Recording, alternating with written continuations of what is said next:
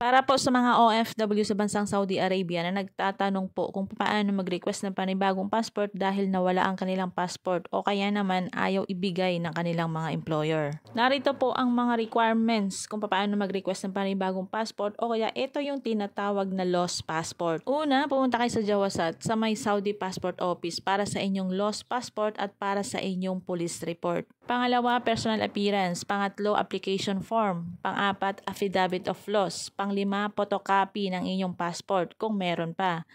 Pang-anim, PSA, authenticated birth certificate kung wala kayong copy ng inyong passport na nawawala. Kung kasal naman kayo, yung PSA authenticated marriage certificate kung wala kayong copy ng inyong passport. And the last one, yung original at photocopy ng inyong ikama. Pwede kayong magpa-appointment or kumuha sa BFS Global o kaya sa mga renewal passport center o kaya naman pwede kayong mag-direct sa mismong embahada ng Pilipinas. Karamihan sa mga nagpapagawa ng panibagong passport, heto yung mga OFW na meron ng passport pero ayaw ibigay ng kanilang mga employer. O kaya naman yung mga passport nila kinuha ng kanilang mga employer. Kahit matagal nang pinatupad ang batas para sa mga migrante na kailangan ang kanilang mga passport ay hawak nila at hindi si employer. Pero depende na lang ito kung kusa nilang ibibigay sa kanilang mga employer at hindi nila pwedeng pilitin si OFW.